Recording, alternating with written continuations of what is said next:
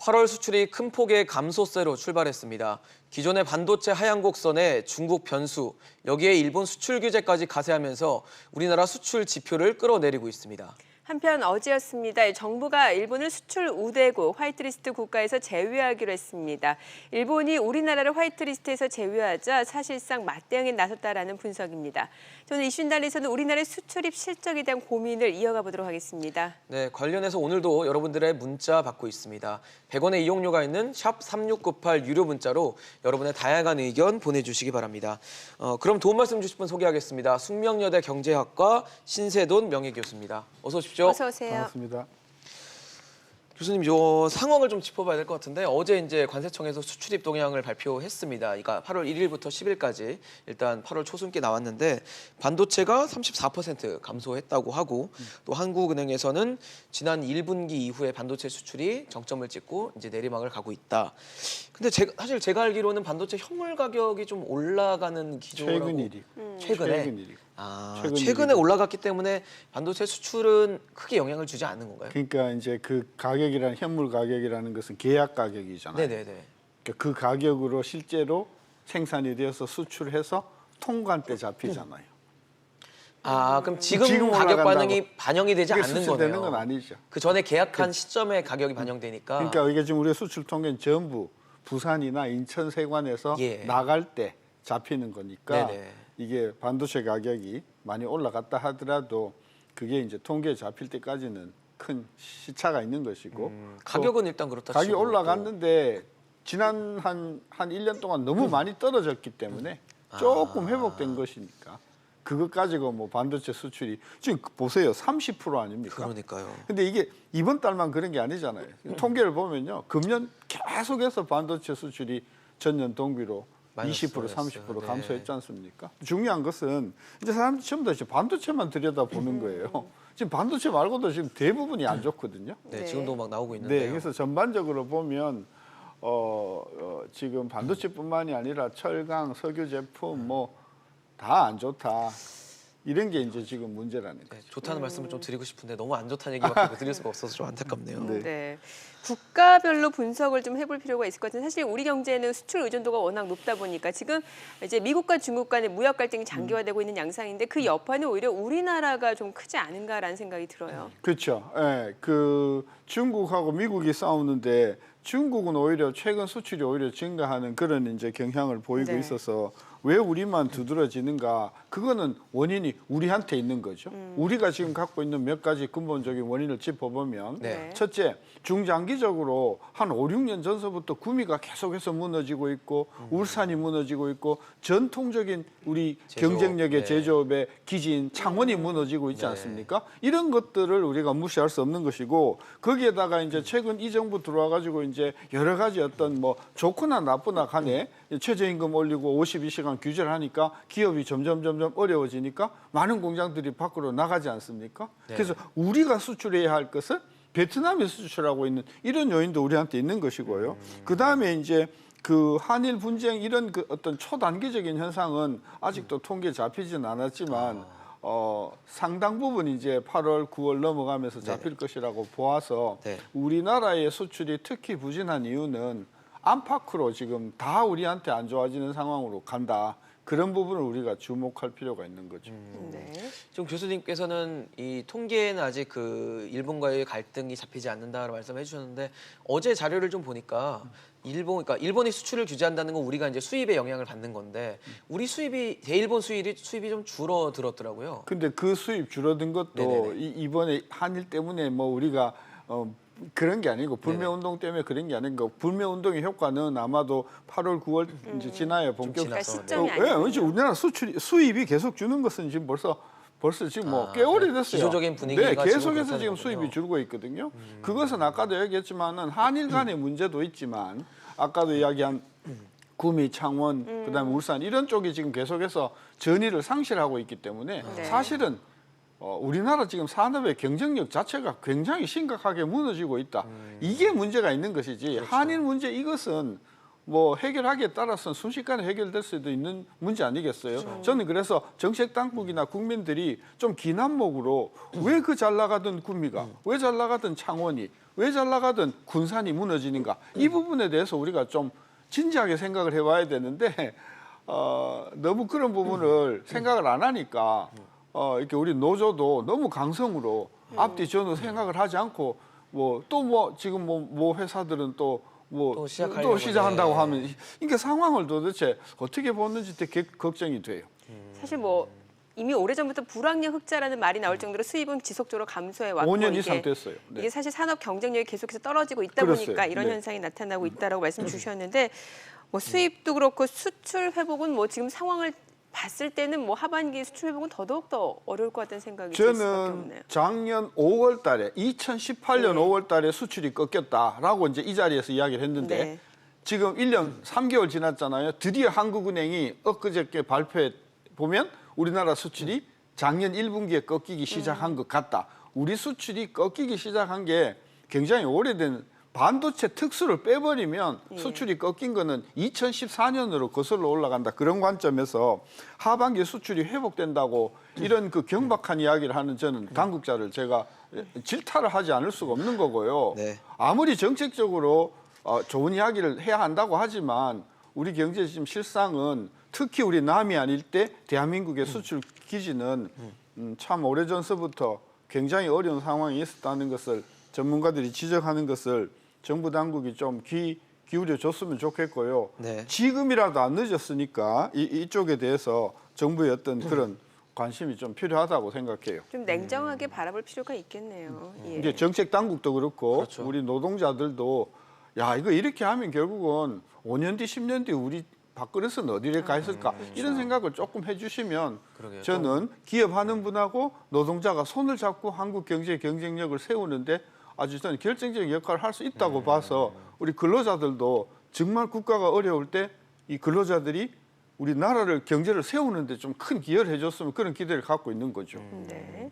그 사실 뭐 교수님 말씀대로 지금 뭐 우리 산업의 근간이라고 할 수 있는 제조업이 무너지다 보니까 수출도 수입도 다 안 좋은데 수입이 떨어지고 수출이 떨어지는데 수출이 더 떨어지다 보니까 그러니까 8월 지금 초 자료에는 그 무역 수지가 아예 적자를 보였더라고요. 그리고 이번에도 지금 8월 1일부터 10일까지 불과 열흘인데요. 네, 그러니까 열흘밖에 안 연 되는데 25억 적자예요. 그러니까요. 근데 지금 보니까 무역 수지 흑자를 우리가 90개월 정도 이어왔단 말이죠. 근데 두 가지 다른 게 있어요. 이거 뭐가 우리 지금 오늘 이야기하는 건 통관 기준이거든요. 네네네. 부산에서 나가는 통계만 그쵸, 가지고 그쵸. 있는데 한국은행이 발표하는 무역 수지는요. 네네. 국제 수지라는 거예요. 네네. 이게 조금 다른데 어떻게 다르냐 하면 예를 들어서 한국에서 자동차 부품을 이제 부산에서 내보내잖아요. 네네.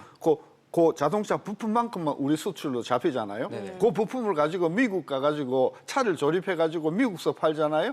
그러면 미국에서 파는 그 금액 자체를 우리 그 가치를 국제 우리 걸로 수지를 인정이 보기 때문에 되는군요. 통과는 항상 적자라도 국제 수지 기준으로는 플러스가 흑자가 날수 나오는 이유가 바로 그 부분에 있어요. 아, 그럼 결과적으로 우리가 통관 시점에서는 적자가 난 시점이 실제적으로는 통관이 정확하다고 봐야 돼요. 그러니까요. 왜냐하면 미국이나 다른 나라에서 조립을 해가지고 만드는 그 수출을 네네. 다 우리로 수출로 잡아 버리면 네. 실제로는 우리나라로 들어오진 않는 않죠, 돈들이 그렇죠. 다 흑자로 잡히니까 국제 수지 통계라고 하는 것은 그런 어떤 조금 차이가 있어요. 아, 그렇다면 계속 지금 불황형 흑자가 이어지고 있는 기조가 단번에 해소되기는 좀 힘들다는 구조에 빠져 이미 있겠네요. 통과는 적자라니까요. 그러니까요. 그러니까 국제 수지로는 지금 뭐 흑자인 것 같이 보이지만은 실질적으로는 우리가 적자다. 이게 굉장히 심각한 문제 그러니까요. 아니겠어요? 그런 관점에서 우리가 조금 이게 무역에 대한 그 정책 기조가 조금 달라져야 된다고 보는 거죠.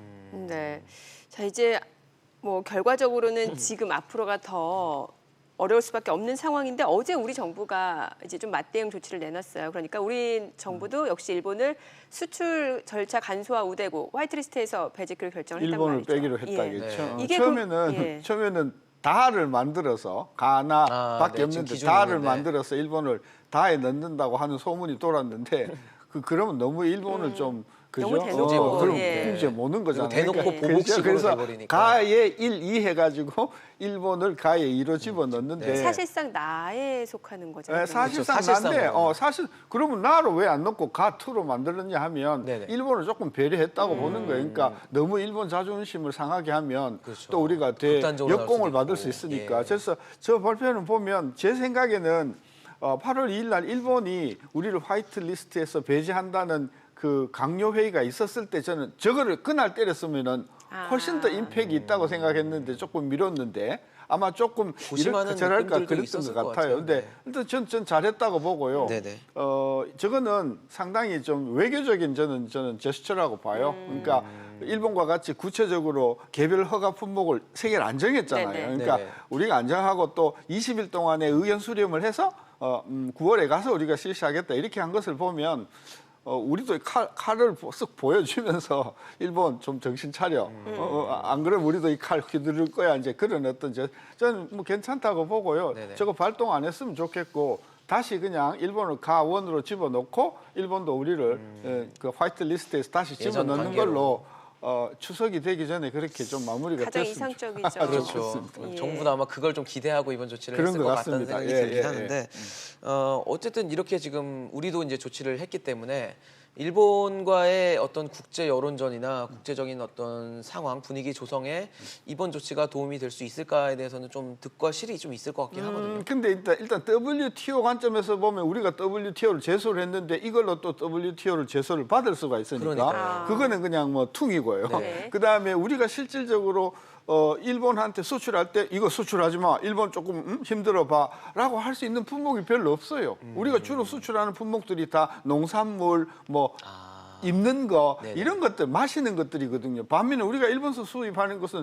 재료라든지 부품이라든지 그런 면에서 보면 우리가 조금 불리한 국면에 있기 때문에 이것 갖고 싸우지 말자. 네네네. 이것 갖고 싸우지 말고 싸우면 둘 다 당하지만 우리가 좀 더 세게 당하니까 네. 빨리 우리가 외교적으로 해결했으면 좋겠고 이제 일본의 의도가 아무래도 이제 어떤 정치적인 문제 있으니까 좀 정부로서는 조금 어렵긴 할 거예요.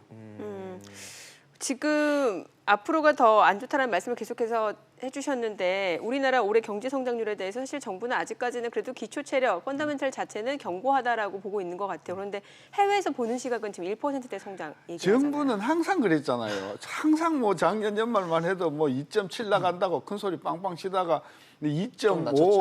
2.4, 2점이 이제 금년 성장률요 절대로 2% 못 넘어갑니다. 교수님도 1%. 그렇게 네, 보세요. 그럼요. 1%대라고 보시는 거예요. 1%대인데요. 상반기가 1.7이었거든요. 네네. 하반기가 더 나쁠지도 몰라요. 그러면은 1.7도 나오기 힘들 수도 있는데 어쨌든 뭐 정부의 체면을 봐서 일단 2%는 안 된다. 이하로? 근데 이하인데 정부가 이 경제 실물 경제의 심각성을 조금 경제 성장률은요. 그 하층 그러니까 못 사는 분들의 경제가 통계 안 들어와 있어요. 자영업의 통계가 거의 안 들어와 있다고 쉽게 안 보면 되는 돼요. 부분이 그러니까 있죠. 실제로는 2%라고 하더라도 빠져 있는 분들은 거의 다가 마이너스 성장일 가능성이 큰 거예요. 그래서 자꾸 2%뭐 2.1이니까 괜찮고 1.9면 어렵다 이렇게 생각할 것이 아니라 2%라 하더라도 자영업이나 어려우신 분들은 훨씬 더 어렵다는 차원에서 돈을 계속 대어줘 가지고 땜방을 할 거냐 아니면 경제를 살려서 그분들이 일자리를 좀 많게 해줄 거냐 중요한 선택을 해야 되는데 정부는 계속해서 돈으로 문제를 해결하려고 하니까 앞으로 돈 문제는 점점 좀 더 어려워질 거다. 저는 그래 보는 거죠. 오래 근데 못 갈 거다고 보는. 일각에서는 정부가 지나치게 비관적으로 하거나 부정적인 전망을 하면 이제 분위기 자체가 좀 조성이 힘드니까 정부는 그 의식적으로 좀 긍정적인 전망을 한다라는 해석도 있던데 그거 어떻게 보세요? 그러니까 그 높은 자리에 가면 항상 그런 이야기 하세요. 그러니까요. 그리고 고 있던 분들이 내려오면 또 딴소리 하시거든요. 또 비판을 하시죠. 그러니까 정치적인 발언이다. 관료들이 하는 이야기는 정치적인 그 발언이기 때문에 뭐 그걸 우리가 욕할 수는 없지만은 상황은 제대로 보지 못하는 경우가 많다. 그리고 많은 경우에 정부가 괜찮습니다라고 하고는 커튼 쳐놔놓고선 비상대책회의를 열지 않습니까? 네. 저는 그래서 현재 경제가 어렵다. 그리고 어려운 것을 전문가들이 이야기하는 것을 입을 틀어막는다고 하는 것은 이것은 독재주의 때나 저는 가능한 이야기라고 해서 협박 같은 것을 안 했으면 좋겠어요. 네. 그러니까 전문가들이 이렇게 경제가 어렵습니다. 진작에 어렵습니다. 앞으로도 어려울 겁니다. 이렇게 이야기하면 좀 듣고 참작하겠습니다. 불과 한 달 전만 해도 엄중하게 현실을 보겠다고 하던 분들이 불과 한 달도 안 된 사이에 우리 경제 펀더멘털이 괜찮고 뭐 나쁘다고 하면 더 나쁘다고 하는, 저는 이런 경우는 전두환 때도 없었던 것 같아요. 뭐 어찌 됐든 지금 대외 변수 탓을 할 수만은 없으니까요. 이제 국내 기초 체력 자체를 높여야 되는데 뭐 그렇다면 기업들의 뭐 투자력 증가라든지 여러 부분을 모색해야 될 것 같은데 정부가 할 수 있는 방안이 뭐가 있을까요? 일단은 경제 성장의 주체는 정부가 아니잖아요. 그렇죠. 기업이잖아요. 그렇죠. 기업을 하고 싶다. 나도 기업을 통해서 국가에 이바지하고 싶다 네. 하는 어떤 그런 의욕을 만들어 줘야 될 거 아니에요. 그러면 정부가 항상 이 기업의 등을 밀어주고 뒤를 밀어주는 이런 자세가 돼야 되지 않을까요? 그런 관점에서 지난 2년 동안 이 정부가 그런 점에서 얼마만큼 충실했는가 저는 반성해 볼 필요가 있다고 보고요. 기업이 정말 어렵다고 하면 좀 어려운 줄 알아야 되는데 전부 기업을 그냥 탈세나 하고 뭐 사치나 하고 이렇게 저는 보는 시각 자체를 조금 고쳐줘야 되는데 그런 부분으로 조금 정부가 이렇게 좀 이렇게 방향을 조금 틀어줬으면 좋겠어요. 기업할 수 있는 네. 좀 분위기를 조성해. 한국 주는 게 경제를 성장하는 주체는 기업이다. 기업입니다. 네, 이런 생각을 좀 많이 해줬으면 좋겠습니다.